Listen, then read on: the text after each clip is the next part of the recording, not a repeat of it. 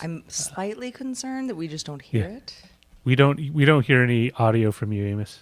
That's because I muted myself.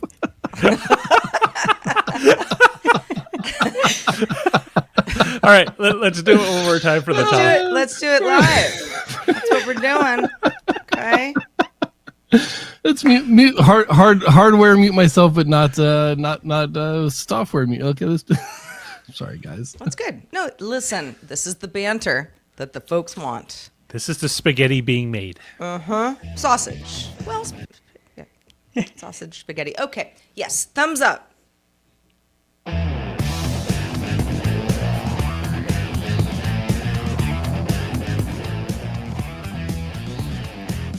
Good day, Internet. This is DTNS Live for Tuesday, April 29th, 2025. From Studio Animal House, I'm Sarah Lane. From downtown Toronto, I'm Jenn Cutter. And I'm the show's producer, Roger Chang. Daily Tech News Show Live is made possible by its listeners, thanks to all of you, including Adam L., Tony Glass, Philip Less, and our new patron, Alex. Hey, woohoo! Welcome. We love a good patron. Alex, thank you for joining the club. And Jenn Cutter, you're not normally in downtown Toronto, are you? I am not. I have some friends who took a trip to London, England, so I am watching their cat and their house and their spice garden in the backyard. So I have this lovely, different background that is slightly yellow. You know, my downstairs neighbor is actually out of town as well, and I like a good reason to just kind of, I don't know, change the scenery. You know, it can be fun. Everyone's doing each other a favor. And speaking of favors, thank you for joining us on DTNS Live. We hope it's not a favor. We hope you actually want to be here. This is the show where we discuss the tech news to help us all understand it a little bit better. Roger Chang, how you doing? I'm doing a little bit better than this morning. The clouds have parted. And again, you know, like I said, as I get older, I'm a little more sad affected, like seasonal affective disorder. Need a little more sunlight to get my endorphins and dopamine levels up. Yeah, it's funny. On my walk with my dog this morning, which we usually do around 7, you know, sometime between 7 and 8 every morning, one of my neighbors who I don't really know her that well, but she also has a dog. So our dogs, you know, they say hi, they sniff. And I said, yeah, you know, she says, how are you? Kind of sincerely. I was like, I'm good. How are you? And she goes, oh, thank God the sun's out. And I was like, oh. And I didn't say to her, actually, I prefer fog because I don't like to get sunburned. And we went on our merry way. So, Roger, I'm glad you got some sun today. Yeah, no, it's good. It's a little vitamin D is beneficial, I think, for everyone. Indeed, it is. What is also beneficial is for us to all understand the tech news together. So let's start with the quick hits. At its inaugural LlamaCon developer conference, Meta announced a limited preview of its Llama API for developers. The API supports fine-tuning, evaluation, and deployment, starting with Llama 3.38b. Devs can also prototype apps using Llama 4 through partners like Cerebras and Grok. Meta emphasized user control over data and plans to expand access soon. Meta also launched the standalone Meta AI app with chat and image generation and web search, but also a social stream of shared AI interactions from friends and users. I'm very curious how that's going to work. There's also a voice mode with a more conversational full duplex beta. It's powered by Llama 4, personalizes responses using your Facebook and or your Instagram data, and is replacing the View app from Meta's Ray-Ban smart glasses. The U.S. Congress passed the Take It Down Act, a bipartisan bill criminalizing the posting of non-consensual sexually explicit images, including deepfakes, and requiring platforms to remove such content within 48 hours of notice. Supporters say it protects victims and enforces accountability. Critics, including the Electronic Frontier Foundation, warn it's too vague and could lead to abuse and over-removal. The bill is expected to be signed into law. France has formally accused Russian state-backed hacking group APT28, linked to the military agency GRU, for 12 cyber attacks on French orgs since 2021, targeting government agencies, defense, aerospace, and research institutions. The French Foreign Ministry condemned the attacks as violations of UN norms. France's National Cybersecurity Agency, that's ANSSI, some call it ANSI, say that the attacks included phishing, exploitation of email servers, and use of cheap anonymous infrastructure. Reddit is expanding in India by adding Hindi machine translation for posts and comments, with Bengali coming soon. This follows broader language support and the recent launch of its AI search tool, Answers, in India. Duolingo is another company adopting an AI-first strategy to replace tasks that were once handled by contractors and potentially actual employees with AI. CEO Louis Von Ahn said that the shift is key to scaling content faster because manual work just isn't sustainable. The company says it will now prioritize AI skills in things like hiring and employee reviews.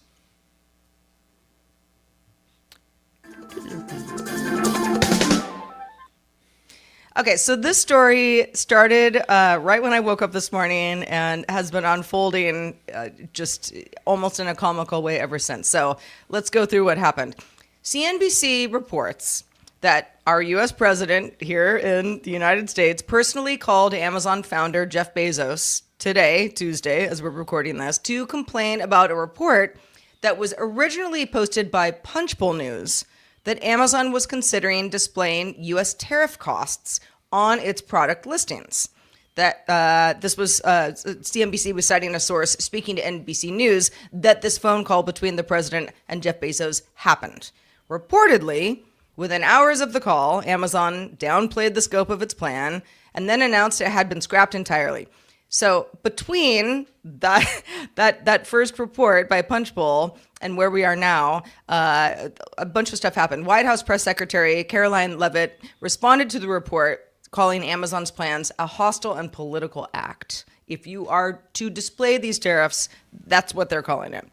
Less than 2 hours after that press conference, an Amazon spokesperson told CNBC that the company was only ever considering listing tariff charges on some products for Amazon Haul, which is its budget-focused shopping section. So this is not regular Amazon. Amazon Haul is, a subset of this. Adding, quote, "This was never a consideration for the main Amazon site and nothing has been implemented on any Amazon properties."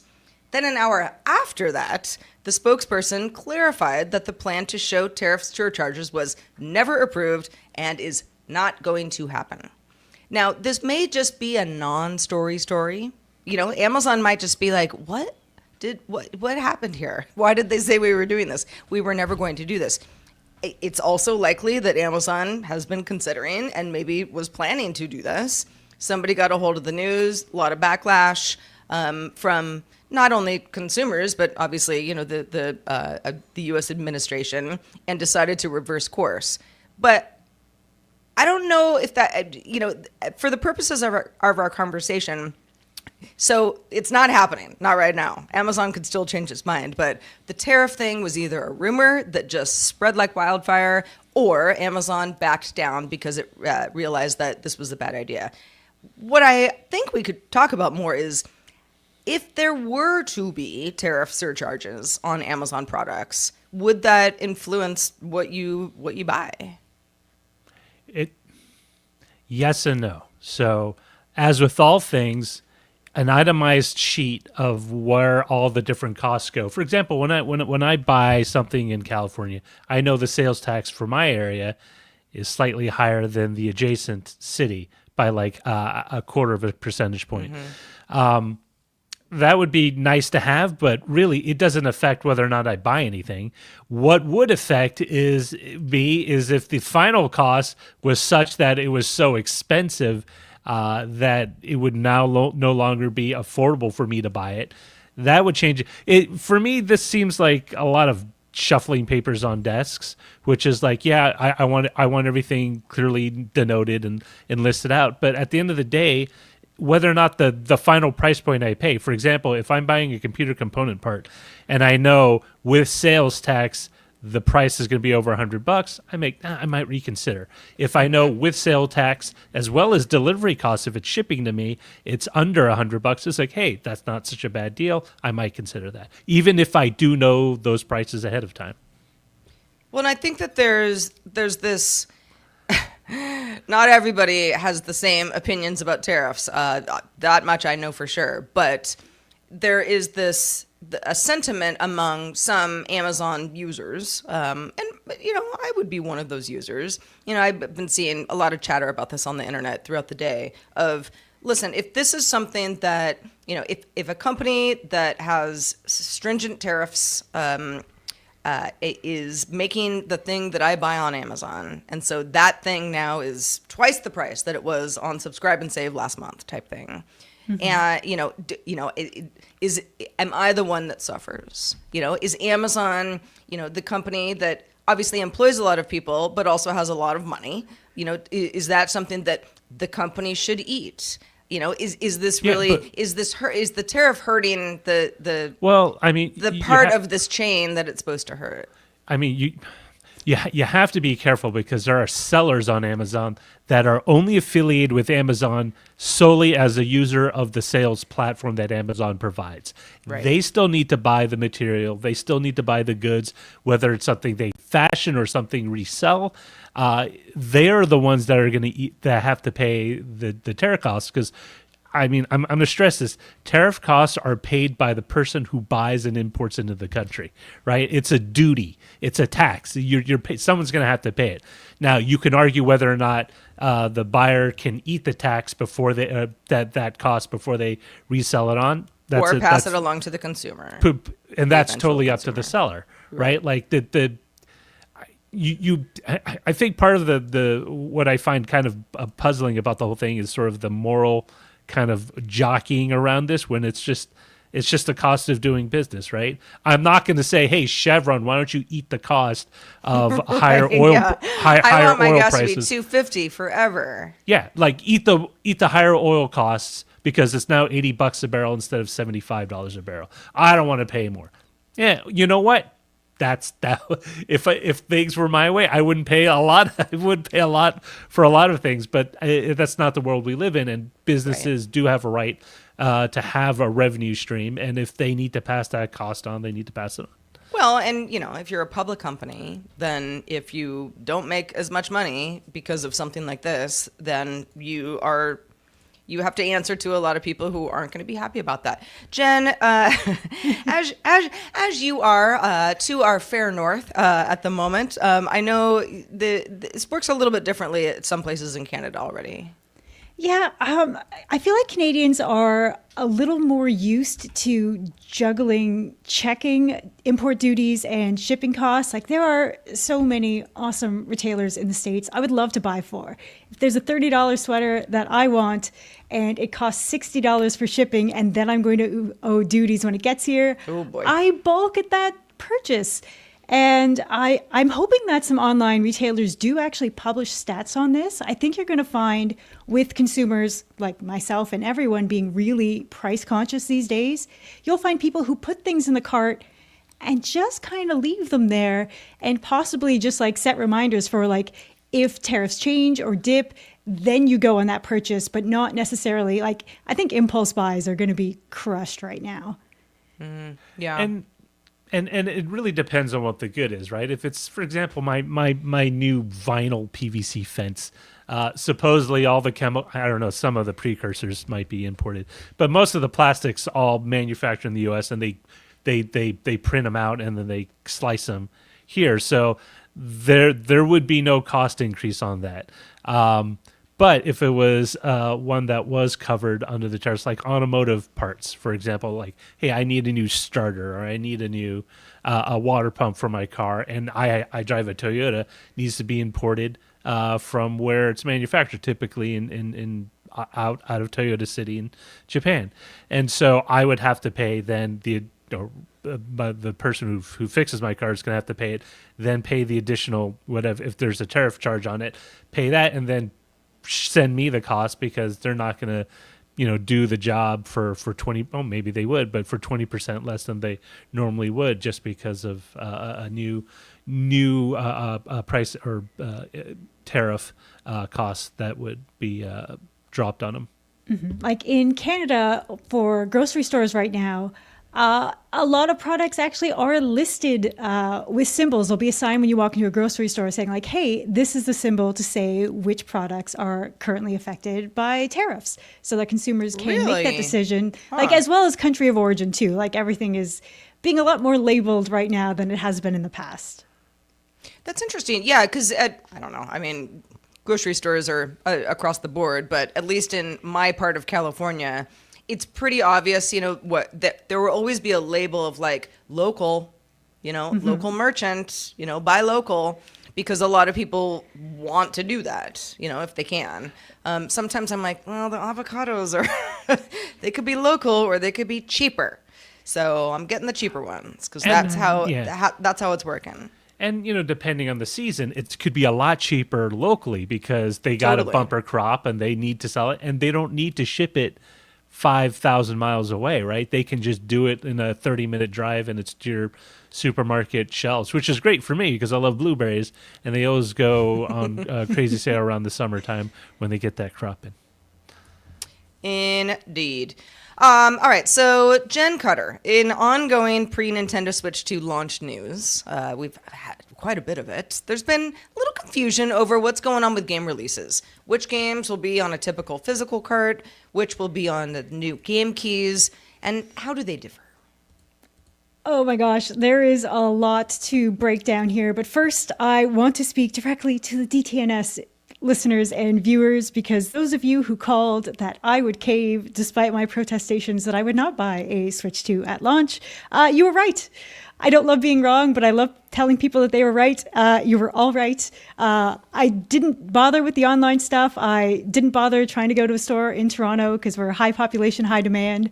But at 4 p.m. on the pre-order day, I called my mom, who lives in a small town, and she kindly drove to a store and made a pre-order. So I have a pre-order, and I feel like a child again, asking my mom to drive me to the Nintendo Wii launch. So technically, she has a pre-order, and I will buy it off of her, and I will have a Switch 2 at launch, which is why I am even more motivated to break down the whole cart situation.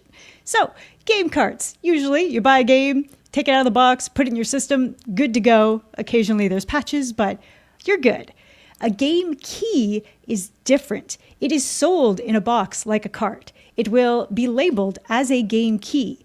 There is nothing on the key but the ability to unlock the game. You will buy a game key, you will go home, you will put the key in your system, and then you will download the game. Every time you play the game thereafter, you will need that game key in your system. So it kind of gets treated as a normal physical cart, but when you go home and put the game key in your system, you must be online. Like obviously to download it, but it will do that initial online check to, make sure it's all valid. Now, after that, thankfully, you will not need to be online every time you play the game. It is your game. It will be treated akin to a physical cart, which is great because, man, for Nintendo Switch Online stuff, I am so frustrated that I can't play the retro games when I'm in the subway or at a waiting room because you must be online for it. So that is a slight perk of a game key right now, even though it doesn't feel like you're buying the same kind of game. You can still trade it to your friends and let everyone else use it, and then you will not have access to the game, even though it is installed on your system. But that's where we're at right now. And so the game key, you will always need the game key card in order to play, plugged into your system. Same thing. Like I bought Pokemon Violet as a cart, and I have to put that in my system physically anytime I play it, versus Animal Crossing, which I bought from the digital store. I can play that anytime I want. But the game key's advantage is that you could let someone else play the game. Yes, you can still treat it like a normal cartridge that I can lend other people. So Nintendo of America's Doug Bowser told The Verge, quote, "In essence, it's a digital game on a card. What is beneficial for our publishing partners is to be able to bring games to market that may be of a significant size," because boy, there's some big titles coming out, and therefore they may need too large a cartridge for that game. It allows them to sell those physical games at retail. So you'll get more games on store shelves with visible store presences, which may really help those smaller publishers just get more eyeballs than they would get versus word of mouth or Nintendo digital storefront things, which generally you get online exposure by having some pretty deep discounts to rank highly in the store, which, game companies would prefer not to do. So This kind of reminds me of, I don't know, I mean, this is a bit of an apple to oranges comparison, but the idea of having, a YubiKey, right? Instead of cloud storage for something, something that is like, yes, you're who you say you are. And, yes, now here's the fun thing that you need. So it feels sort of like a hybrid of internet and local. It comes across as a way to basically provide the look and feel of cartridge or cartridge games for publishers to stick on retail shelves without necessarily Nintendo incurring the cost of having to have those cartridges on hand that they load that they put the game on.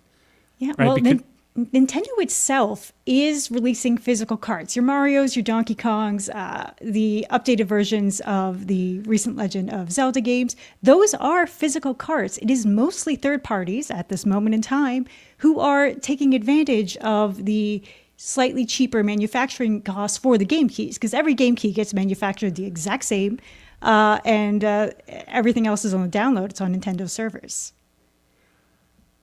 So, I mean, yeah, I can see the benefit. At the same time, it feels like the worst of both worlds. It's the worst of having a cart, but also the worst of having a digital download game, right? Like it's trying to I see it benefiting publishers because they don't need to pay as much to publish the games, but at the same time, you don't get that nimbleness that you would with the straight digital download, whether it's from the Nintendo store. I mean, it's only going to be the Nintendo store that you're going to be buying digital games from. But I assume then at some future point you could go to a GameStop and trade those game keys in, and like, hey, I have whatever game, not the physical cartridge, but it's a game key. Give me my $40, even though I paid $80 for the game, trade in or whatever. Someone else buys it and they're able to play that game. Even though you still have a copy of it on your machine, you won't be able to play it. Yes. It doesn't feel like you're buying the same game key, but it also doesn't seem to be like you're getting any price discount for buying a game key. And then like at that point, why wouldn't you buy digital? So like the main use case I can see for the game keys are families. Because then like, you and like your sister, your brother, your cousin can just trade the game back and forth when like people are done with the game. But yeah, like for me as a person solo, you need the key physically in the cart. Right. To play like you can't just be like, oh, I authenticated last month, so we all play now. It's like only one person plays at a time. Yes. Yeah. It will not, like, the game will not start without the game key physically in your system. And they couldn't implement an online digital system where you can share the game out to someone else and you say they get to have it for 10 days. And then I won't be able to play, but they can play for 10 days and then the rights revert back to me. I don't know.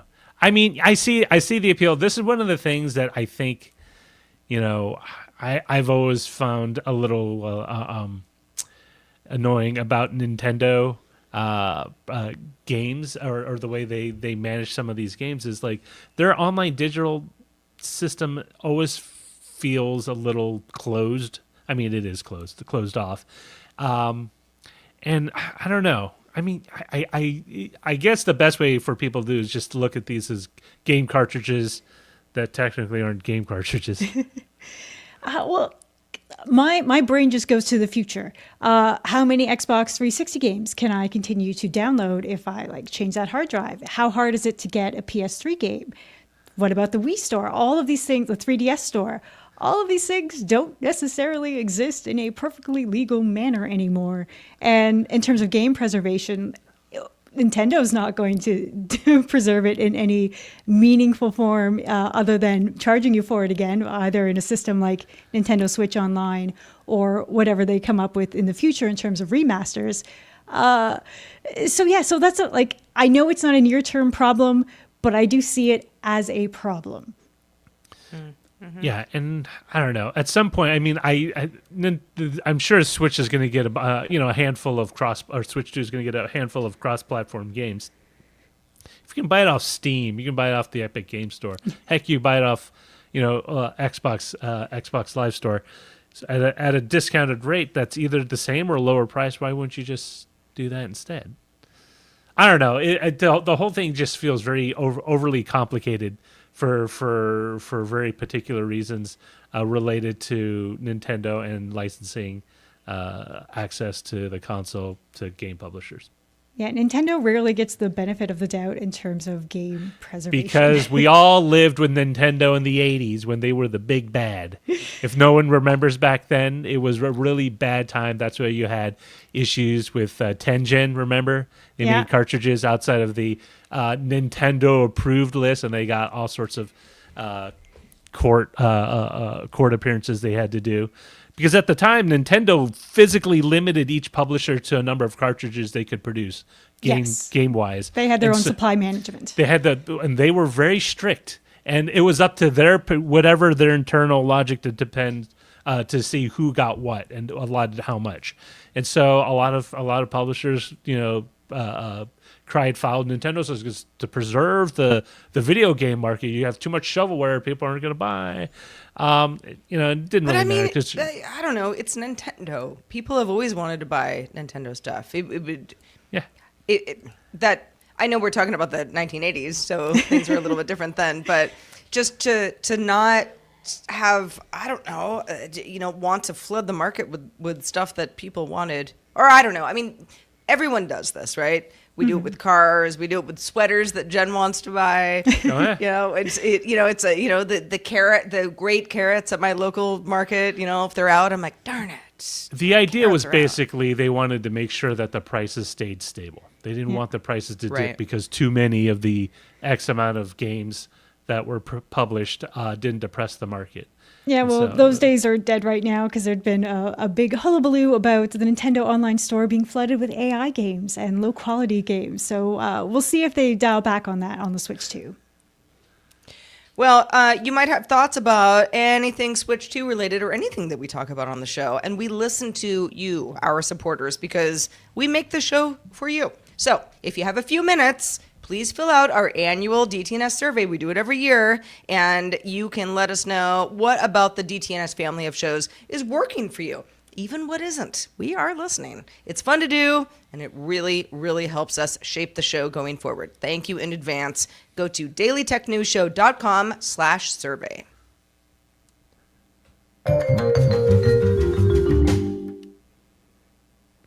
So, Roger, generative AI has been a boon for a lot of folks who think that their writing needs a little AI uplift. I definitely have been there. But in other parts of the world, outside, the American English, where English isn't the primary language, the results can be a little bit more hit and miss. So what's the latest? So a study was done, or was done at Cornell University, and what they wanted to see was how different non-Western cultural groups use AI, generative AI writing assistants, and what the effect was on the output. And so the research team recruited 118 people, half from the U.S., half from India, and they had them write about cultural topics. Now, half of the participants in each country group completed the writing assignments independently. That means they wrote it up themselves with no assistance.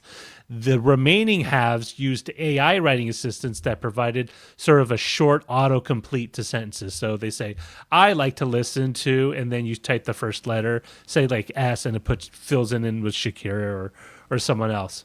Now, what was interesting, it was 25% of the Indian writers kept the AI suggestions compared with 19% of Americans.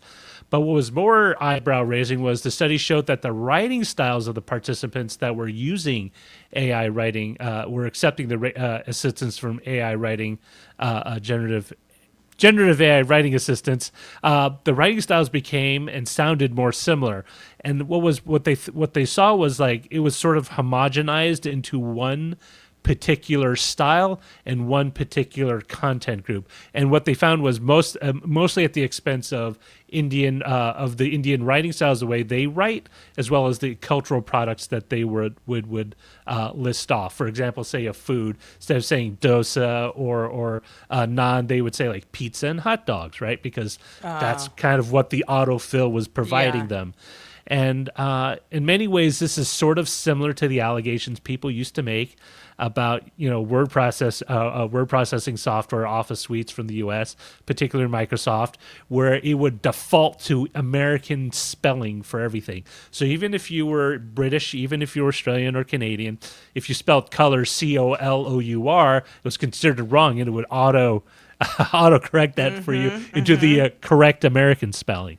And so there is what seems to be a level of sort of cultural chauvinism at play, where there is one style and sort of one kind of train of thought, because it's been trained on a particular set of data to develop and the team behind building, this model might be also homogenous. Yeah, and it's one reason why oftentimes when software development, they try to actually have a diverse group, not just, ethnically or racially, but background-wise, people who might have different abilities, people who might be of different age groups, right? Someone who's in their 60s is going to approach a software interface differently than someone in their 20s. And so you need to account for all that, especially if you plan on making a product that goes global.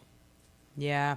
Yeah, this is an interesting one. I definitely, the spell check comparison is interesting because, and I am very much I will see a typo a mile away, call me a wizard, I don't know. But also as we've all just become more online and we're typing and there are all various ways that we're communicating with each other, it's like typos happen. It doesn't mean you don't know how to spell, let it go. But sometimes especially if I'm in a certain app, and the Office suite, but lots of other apps do this now. It'll be like, is that a sentence?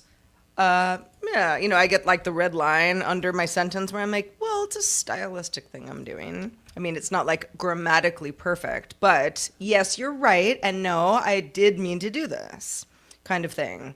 And I can only imagine, and we've all been around. Been around this globe enough to know that there are ways that people speak, depending on the native language that they're using or just whatever language at all. You say things differently depending on the language. You don't want it all to, you don't want it all to be hot dogs and hamburgers. Yeah, I take umbrage at the allegations of Office doing this because it absolutely did this. I write for Canadian, American, British, and Australian publications, and it was always such a fight. It is better now.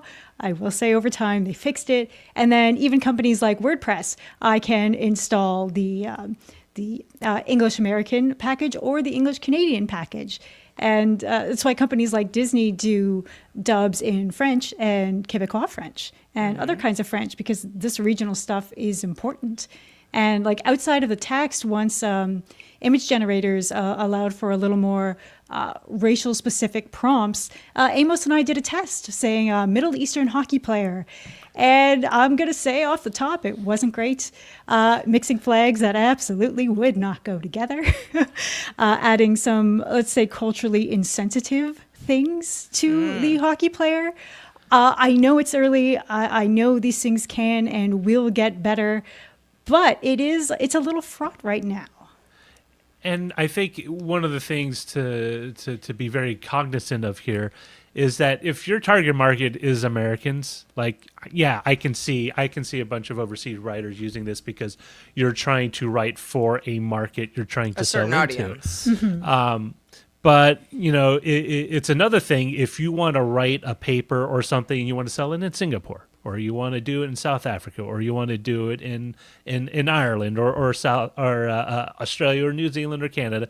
There are certain writing styles that differ, right? People like to think like, well, if you're writing English, it's all the same. It's not, right? No, it really we isn't. emphasize if you did that, like Keats and Yeats, it would look like something that you could fit on the backpack of a Bazooka Joe comic, right? And so I'm so dating myself. I know Bazooka Joe.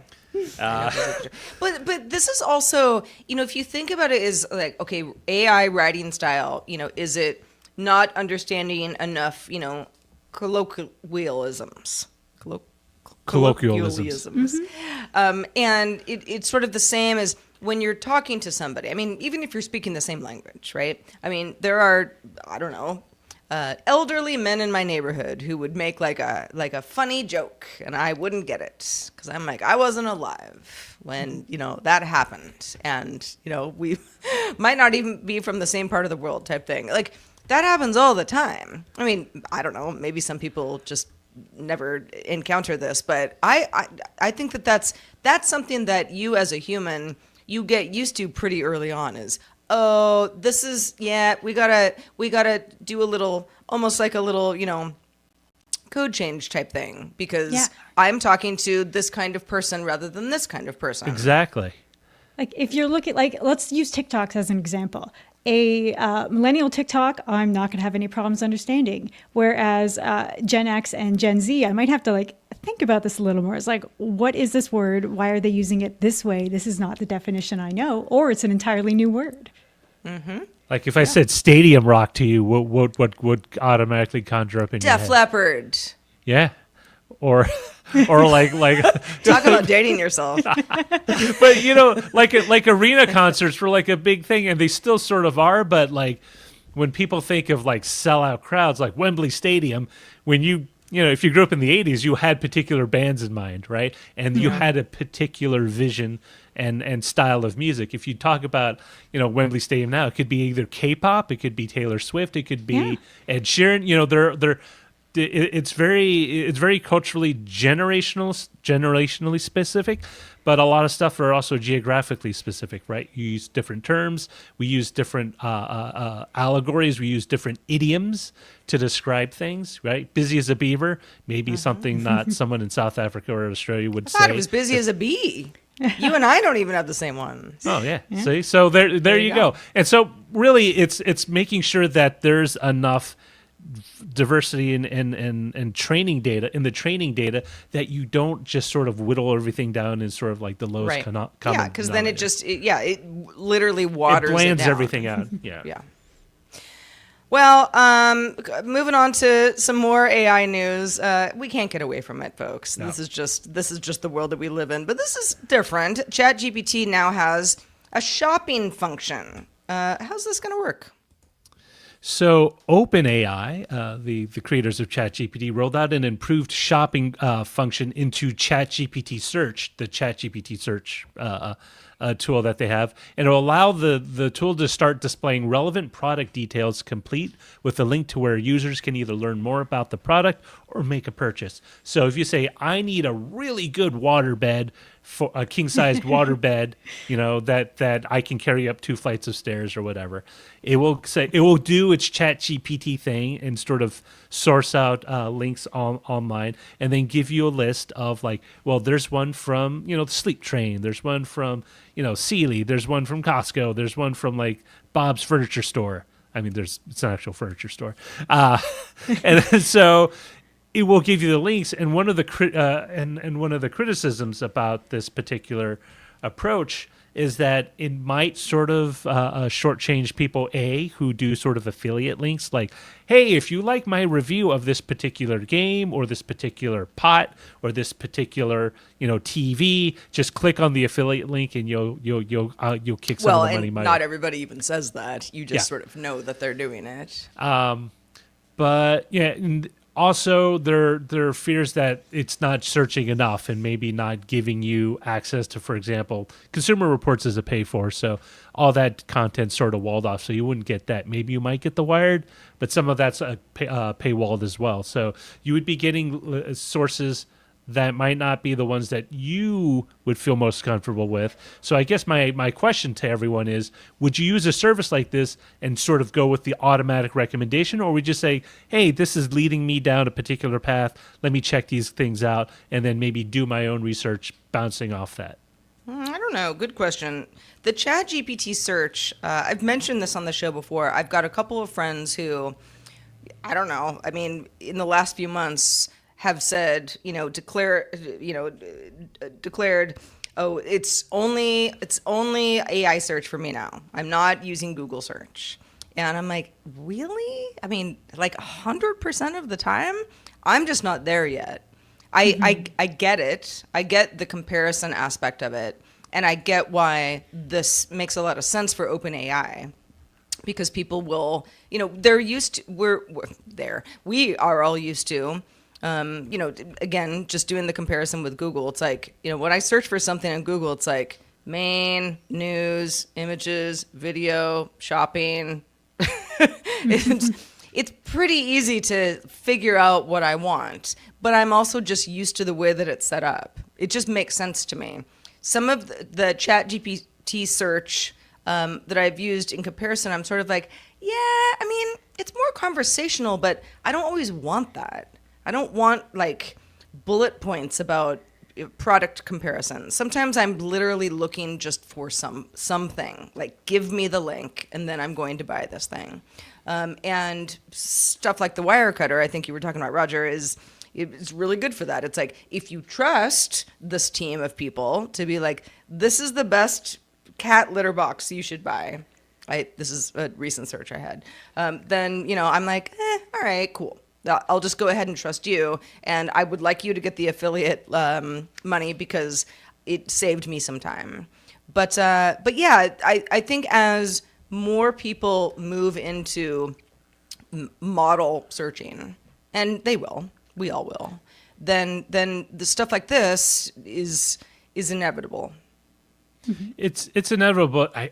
What I'm curious to know is, like, will it ever develop to the point where you just sort of have an innate trust in the same way, like if you went to the wire cutter and for something that I am not very familiar with, say like you need the best automatic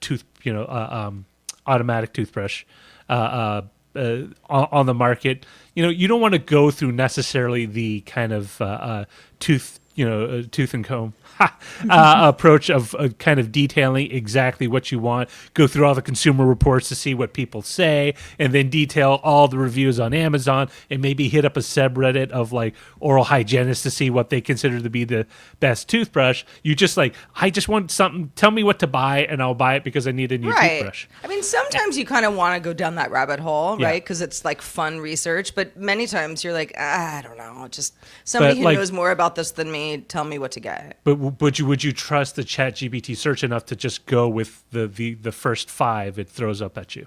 I don't know. I mean, I think it's kind of trial and error, right? It's like, if I, on Instagram, for example, it's like, every third photo now or video is an ad for something. And some of it is because of my own searching habits in the past. And some of it is just, being offered up to me, whatever.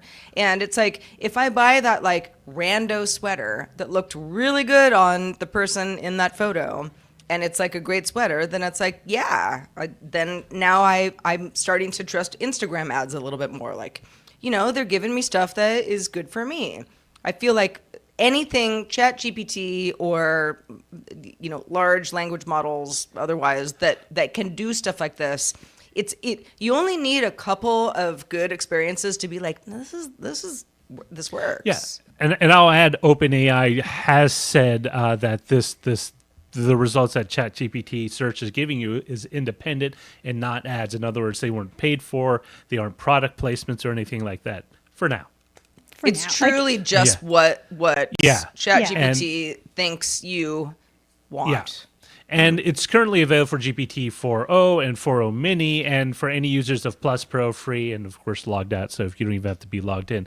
But Jen, is this something you would find at all a useful kind of outlet to start your search for, say, new hockey gloves or new skates or something? For me, no. Like, I understand that this is a natural evolution for this kind of stuff, and OpenAI also wants money, so they're testing this now in the likely hopes of charging for it in the future. But I have this problem on Amazon in Canada, where there are a lot of reviews for things that you just kind of know aren't real. You get that sense that this was at least AI assisted, if not straight AI.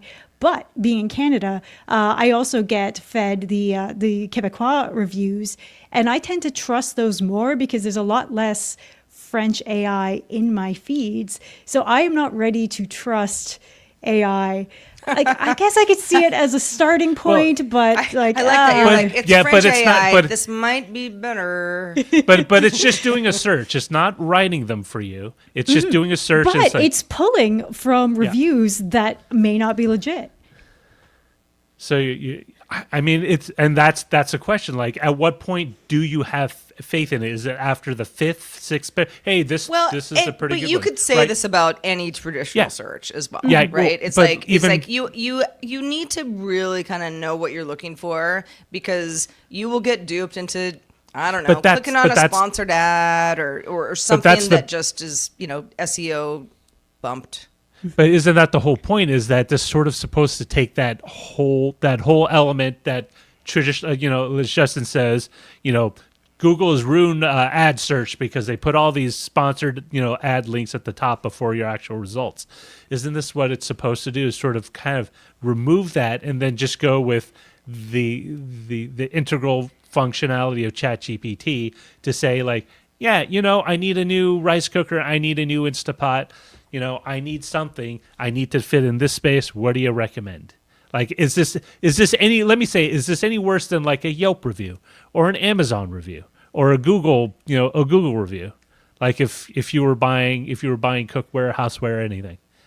I mean, most of those platforms do inform me, because I look at, so Yelp, for example. I actually haven't used Yelp recently, but, it still exists. And let's say I want to, like, there's a new taqueria down the street, and I'm like, is it good? Or, there's so many other options, like, is it worth my time? And if it's like 900 positive reviews, and 24 bad ones, I'm like, it's a good taqueria type thing. Like, for those, I often default to, I will check reviews with images, and especially images that necessarily kind of look a little janky, that somebody used it on an old phone at a bad angle, because I was like, oh, that feels more like a person than these perfectly staged influencer shots. Totally. No, I'm with you on that. I am with you on that. Sometimes I'm like, sniff test. I don't know. Too polished. Can't be real. But I mean, that's the grift. Everybody's trying to do that. Everybody wants you to go to their, new absolutely perfect taqueria. This is kind of a bad example, but because it's so easy to make something look perfect. And I wonder how much, we're all getting to the point of like, too perfect looks nice, but it's not real, and we know it's not real, and we can't attain it. So what's the more kind of authentic thing? And if a ChatGPT search can make someone feel like, yeah, that's exactly what I wanted in product results, I mean, more power. All right, let's check out the mailbag. Anon Jr. over on Patreon wanted to add to our casino surveillance discussion we had on Monday's show.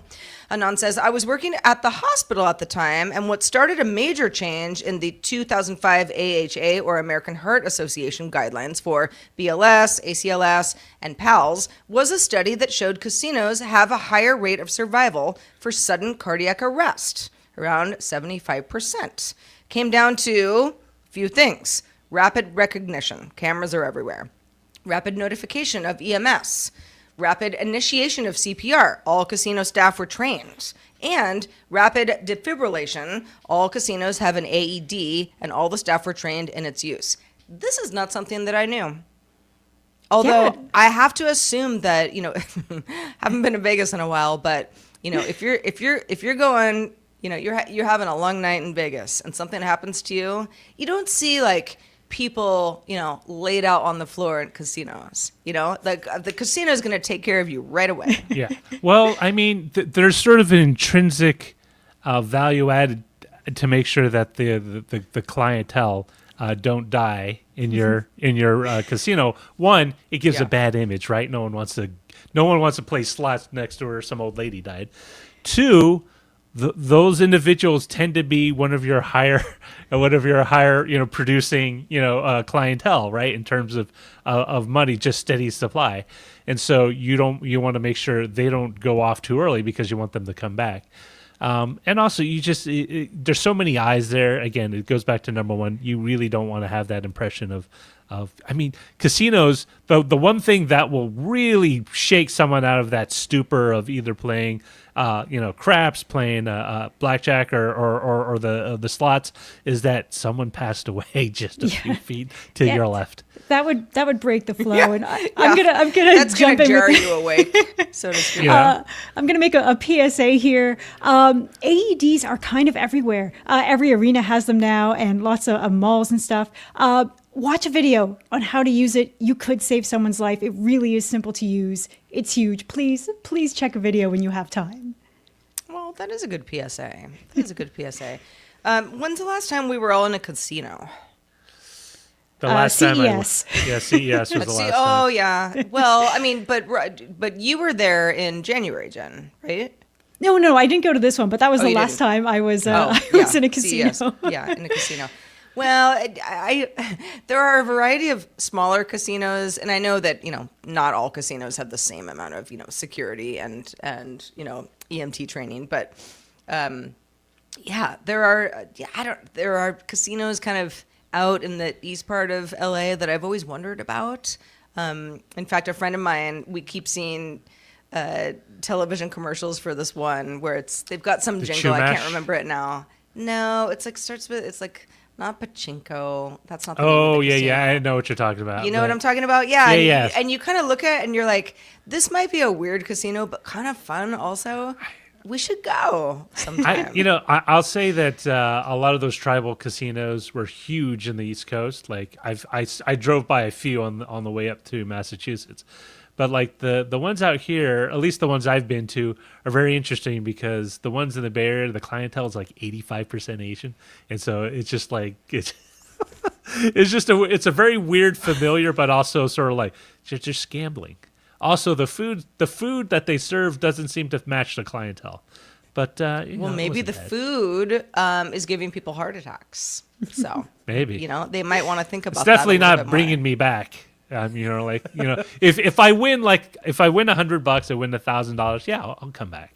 But if it's the buffet and the chicken's been sitting out for like a few hours longer than it should, probably not. Yeah. Well, buffets again. They run the gamut. You can have a real good buffet or not one at all. I remember the buffet from not Henry's Hunan. What was the other one, Roger? The steam table. Yeah. Something chow. Something. Next to Tech TV. No, it was. The one right across the. Right across the grass. I forget. Yeah, I can't remember the name of it now, but it was a buffet. Everybody loved it, but it was. How do I describe this? It was a buffet, like a lunch buffet. I mean, it wasn't fancy food. It was fine. Yeah. But they always had the doors open, and like sometimes birds would be in there. They would like fly in and kind of like peck at the corn, and you're like, that's not cool. And I like birds. But I'm like, I don't think we should all be sharing the same buffet. No. What was that called? Gosh, I can't think of it now. It was. Yeah. I used to go there and get their lasagna when they made the lasagna. It didn't taste like lasagna, but it was very hearty. Well, like a stew. It was shaped like lasagna, but it didn't taste like lasagna. Imagine if you had lasagna, but you left out the tomato sauce and the marinara, and you just had the pasta and then the meat. Yeah, and meat. Yeah, good stuff. Okay. Oh man, but it's more like meatloaf meat than like lasagna meat. Jen, what are your thoughts on casino buffets? I have never eaten at one. I'm trying to think of like the only other casino I'd been to. I've been to Woodbine Racetrack, which kind of has slots, but I was in Windsor when I was old enough to go to a casino, and my friends all went to the floor, because I drove because I have a car, and I went to the restaurant and had the greatest $6 mac and cheese that I had ever had. It was like the cheapest food in town, and it was so good. But yeah, no buffet. Mm-hmm. Buffets, they are. Well, the promise of the all-you-can-eat buffet. Now, listen, we all have different kinds of stomachs, so I'm not going to say that my stomach is like the biggest in the land because it really isn't. But I have learned over the years, it's like all you can eat is such a farce because you get the first plate and you're excited because you're hungry and you eat it and you're like, well, I should go back for the second because, it's a buffet, all you can eat. You got to go back for seconds. Oh, And then by thirds, you're like, I don't You know. got What's it one. called? Sizzlers. Do they yeah. still exist in the States? Yes, they Okay. still. I've been to one of those. Yeah. Home of the surf and turf. I will say this: buffet is all about pacing yourself and focusing on items that bring value, right? But that's You what skip- everyone you always s- says. I don't want to have about to do buffets. math. You It's skip. You pacing skip. yourself, but it's like you skip- you'd have skip to the- you'd have to be skip- there for like 5 hours. Skip the lettuce. Skip the salads. Skip the pastas and skip like anything like chicken and Well, dumplings. Anything with a lot of flour or But then carbs in it the point because of it's the going to fill you. buffet is lost because you're supposed to have No, variety. you go to a good buffet like at the Paris or at the Wynn. You spend your $75 and then you get all you can eat Alaskan crab legs. All right, I can see that. Okay. Also, Yeah, you get those that's- little fancy I can see that. cupcake dessert things that they have the one like junior chef make because he just started out and that's all they let them Roger do. knows more about buffets than anybody else I I've miss ever met. the Pizza Hut like infinite dessert bar, just soft serve ice cream for like. Oh yeah, 30 that minutes stuff with that all costs the them a sprinkles. nickel to sell to you that they charge Yes, you but for a as a buck. child, that was the greatest day when you get to go to Pizza Hut for that. Well, if anybody has thoughts on buffets, and I know you do let us know. Feedback at dailytechnewsshow.com. You can also send us questions, comments about all things tech as well. And yes, thank you in advance. We love your comments. All right, so Roger, during the show, people have submitting titles over at dtns.showbot.tv. What do we got? So one of the ones that caught my eye initially was Stealth Dave's. And if you're a Ghostbuster fan, you'll love this. I am the Keymaster. Are you the gatekeeper? Nintendo. I get it. Love it. Yeah. That is one that I get. That's good. JPEG 84's Hall gets hostile on tariff. Stealth Dave has Nintendo's key to retail success. Lion Jim Video AI will fix your colors With for a you. U. You. Mm-hmm. Important. Don't Say Tariff from Clinton Woodward. AI writing for the lowest common denominator from C-Spawn. ShopGPT from Batfink 2001. ShopGPT, that's fun. AI needs code switching logic from C-Spawn. Je suis ChatGPT, Batfink 2001. And Larry in Atlanta using AI to buy a toothbrush. Oh, And, for anybody who doesn't regularly look at our show notes, I know many of you do, but we always publish them for everybody, so you get our links and just kind of know what's up.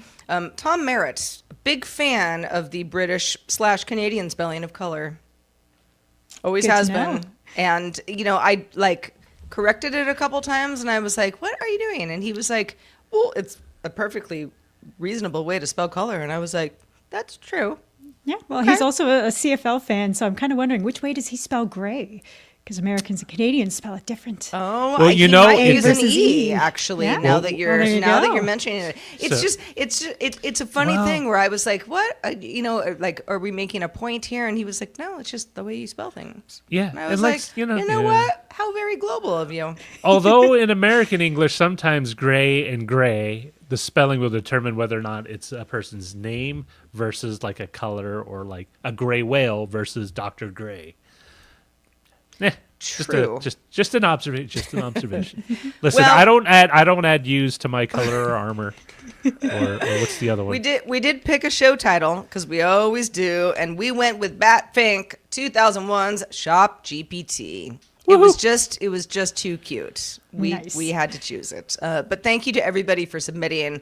Always fun as usual to see what strikes a chord with you and what fun you can make out of our show titles. All right. We did not get any Patreon raises today, but we did get a new Patreon. So that's awesome at the top of the show. That's all I But I do want to give a shout out to everyone on Twitch who's been supporting us. Firelighter70, resubscribed with Prime. They've been subscribed for 25 months. And Exor Tech, who followed us 44 minutes ago. JPEG84, resubscribed for 54 months at Tier 1. And Zoe Brings Bacon for cheering us on, as always. As always, thanks to all who support our show. We could not do it without you. Speaking of supporters, Apple users, if you want to support Apple Vision Show, Eileen Rivera and I, we see you and we hear you, and we want to talk with you about whether Apple's vision matches what we, the users, want. Join us, won't you? Get subscribed now at applevisionshow.com. You can also watch us live Monday through Friday at 4 p.m. Eastern, which is 2000 UTC, and you can find out more at dailytechnewsshow.com/live. Back doing it all again tomorrow. Talk to you then.